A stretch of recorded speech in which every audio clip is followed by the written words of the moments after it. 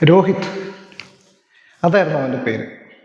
ഞാൻ ബി.എഡ് പഠിക്കുമ്പോൾ അവിടെ താമസിച്ചിരുന്ന വീടിൻ്റെ അടുത്ത വീട്ടിലൊരു കുട്ടി അന്ന് +2 ചെയ്തുകൊണ്ടിരിക്കുന്ന ഒരു സമയത്ത് ഞാൻ അവനെ കാണുന്നത് പരിചയപ്പെടുന്നതൊക്കെ അവന് ഭയങ്കര സ്ട്രൈക്കിംഗ് ആയിട്ടുള്ള ഒരു ഡിഫറൻസ് ആയിട്ട് എനിക്ക് തോന്നിയിട്ടുള്ള എന്താണെന്ന് വെച്ച് കഴിഞ്ഞാൽ ആളുടെ ഒരു കമ്മ്യൂണിക്കേഷൻ എബിലിറ്റിയാണ്. ആളൊരു സിനിമ കണ്ട് ഞങ്ങളോട് കഥ പറഞ്ഞു കഴിഞ്ഞാൽ ഞങ്ങൾ നേരിട്ട് ആ ഒരു സിനിമ കാണുന്നതിനേക്കാളും വളരെ എൻജോയബിൾ ആയിരുന്നു. സീൻ ബൈ സീൻ ആൾ പറയും, ഭയങ്കരമായിട്ട് എക്സ്പ്ലെയിൻ ചെയ്തു തരും. കൂടാതെ ആൾ നല്ലൊരു വായനക്കാരനാണ്. പിന്നെ ഈ സന്തോഷ് ജോർജ് കുളങ്ങരയുടെ യാത്രകൾ ഇതൊക്കെ ഭയങ്കര ഇഷ്ടമുള്ള ഒരാളാണ്. ഇംഗ്ലീഷ് മൂവീസൊക്കെ ഇഷ്ടപ്പെടുന്ന ഒരാൾ. ഇങ്ങനെ ഒരുപാട് കാര്യങ്ങളെക്കുറിച്ച് ആൾ പറയുമായിരുന്നു എന്നൊക്കെ. അപ്പം ഏതാണ്ട് ആ ഒരു കോഴ്സ് തീരാനാവുമ്പോൾ ആളുടെ പാരൻസിനും ആ ഒരു ടൈമിലുള്ള ഒരുപാട് കുട്ടികളെയും പോലെ ഇനി ഹയർ സ്റ്റഡിക്ക് എന്തിനാ പോവാന്നുള്ള ഒരു കൺഫ്യൂഷൻ ഉണ്ടായി. അപ്പോൾ ഈ ഒരു കാര്യത്തിൽ അഭിപ്രായം ചോദിക്കാൻ വേണ്ടിയിട്ട് അവർ സമീപിക്കുന്നത് അവർ വളരെ ബഹുമാനത്തോടെ കാണുന്ന ഒരു ബാങ്ക് മാനേജറെയാണ്. അപ്പോൾ ഈ ബാങ്ക് മാനേജറെ കാണാൻ വേണ്ടി ഇവർ പോകുന്നുണ്ട് ഒരുമിച്ച്. അപ്പം അവിടെ പോയി ആദ്യത്തെ കുശല അന്വേഷണങ്ങൾക്കൊക്കെ ശേഷം അപ്പോൾ ഈ രോഹിത് കാണുന്ന ഒരു വലിയൊരു കാര്യം എന്താണെന്ന് വെച്ച് കഴിഞ്ഞാൽ ആളുടെ ബുക്ക് ഷെൽഫ് നിറയെ ബുക്കുകളുണ്ട്.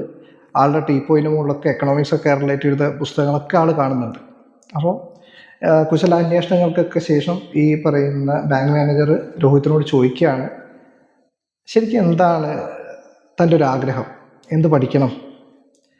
അപ്പോൾ ഒരു +2കാരൻ്റെ ചെറിയ ഒരു ലജ്ജയോടെ ആൾ പറയുന്നുണ്ട്, എനിക്ക് ഇംഗ്ലീഷ് പഠിച്ചാൽ കൊള്ളാമെന്നുണ്ട്. അപ്പോൾ ഒന്ന് ഇരുത്തി ചിന്തിച്ചതിന് ശേഷം ഈ പറയുന്ന ബാങ്ക് മാനേജർ ആളോട് പറയാണ്, നീ ഇപ്പോൾ ഡിഗ്രിക്ക് ഇംഗ്ലീഷാണ് എടുക്കുന്നതെങ്കിൽ PGക്ക് വേറെ ഓപ്ഷൻ വരില്ല, അതായത് ഇംഗ്ലീഷ് തന്നെ എടുക്കേണ്ടി വരും. പക്ഷെ മറിച്ച് എക്കണോമിക്സ് ആണ് നിങ്ങൾ ഡിഗ്രിക്ക് എടുക്കുന്നതെങ്കിൽ എക്കണോമിക്സിലും ഒരുപാട് സാധ്യതകളുണ്ട്. അതുപോലെ തന്നെ ഇത് കോഴ്സ് കഴിയുമ്പോൾ വേണമെങ്കിൽ ഇംഗ്ലീഷിലേക്ക് മാറുകയും ചെയ്യാം, PGയിൽ ഇംഗ്ലീഷിലേക്ക് വേണേൽ മാറാം. അപ്പോൾ ഇതൊരു ലോജിക്കലായിട്ടുള്ള ഒരു റീസണിങ് ആയിട്ട് അവരുടെ വീട്ടുകാർക്കും അവനൊക്കെ ഒന്ന് ഫീൽ ചെയ്തു. കാര്യം ഒരുപാട് ഓപ്ഷൻസ് ഉള്ള ഒരു ഇതിലേക്ക് പോകാമെന്നുള്ള എല്ലാവർക്കും താല്പര്യമാണല്ലോ. അങ്ങനെ ഒരു ഡിഗ്രി എക്കണോമിക്സിൻ്റെ ബാച്ചിലേക്ക് ആൾ ചേരുകയാണ്. ചേർന്ന് ഒരാഴ്ചയ്ക്കുള്ളിൽ ആൾ തിരിച്ചറിയുന്നുണ്ട് ഈ പറയുന്ന പരിപാടി എനിക്ക് പറഞ്ഞിട്ടുള്ളതല്ല. അത് ഒരു ലോജിക്കൽ ഫ്ലോ കാര്യങ്ങളൊക്കെ കംപ്ലീറ്റ്ലി ആളുടെ ടേസ്റ്റിന് ഡിഫറൻസ് ആണ്. ആൾക്ക് ആ ഒരു ഇതിലേക്ക് വരാൻ പറ്റിയില്ല. പക്ഷെ ആൾക്ക് വീട്ടുകാരെ ഒന്നും ബുദ്ധിമുട്ടിക്കാനോ വിഷമിപ്പിക്കാനൊക്കെ താല്പര്യമില്ലാത്തതുകൊണ്ട് അതൊന്നും തുറന്നു പറഞ്ഞില്ല അന്ന്. അങ്ങനെ 3 കൊല്ലം കഴിയുമ്പോൾ ആൾ ജസ്റ്റ് പാസ്സുകാരനായിട്ട് ആ ഒരു കോളേജിൽ നിന്ന് പുറത്തു വരികയാണ്. നമ്മുടെ ഇന്ത്യയിൽ ഒരുപാട് പേർ ഈ ജോലി സംബന്ധമായ വിഷയങ്ങളിൽ 2 പ്രശ്നങ്ങൾ അനുഭവിക്കുന്ന ആൾക്കാരാണ്. ഒന്ന് സ്കില്ലിൻ്റെ വിഷയങ്ങൾ, പിന്നെ പറഞ്ഞു ഇൻട്രസ്റ്റിൻ്റെ പ്രശ്നം.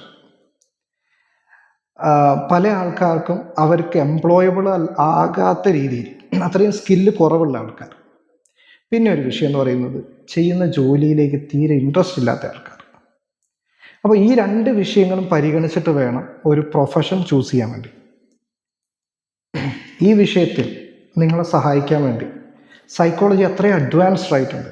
ഒരുപാട് ടെസ്റ്റുകൾ കാര്യങ്ങളൊക്കെ നടത്തി ഓരോരുത്തരുടെയും മെമ്മറി, റീസണിങ്, ലോജിക്കൽ ഇതേപോലത്തെ ഓരോ എബിലിറ്റീസൊക്കെ പഠിച്ചതിന് ശേഷം കൃത്യമായിട്ട് നിങ്ങൾക്ക് സജഷൻ തരുന്ന ഒരു മെക്കാനിസം ഇവിടെ ഉണ്ട് ഓൾറെഡി. അപ്പോൾ ഇതിലേക്ക് നിങ്ങളെ സഹായിക്കാൻ വിസ്ഡം വിസാർഡ്സിന് കഴിയും. വിസ്ഡം വിസാർഡ്സ് ഇവിടെ ചെയ്യുന്നതെന്ന് വെച്ച് കഴിഞ്ഞാൽ പേഴ്സണൽ ആൻഡ് പ്രൊഫഷണൽ ഗ്രോത്തിന് വേണ്ടിയിട്ടുള്ള ഒരു പ്ലാറ്റ്ഫോം സെറ്റ് ചെയ്തിട്ടുണ്ട്. അപ്പോൾ ആവശ്യമെങ്കിൽ ബന്ധപ്പെടുക. Thank you so much.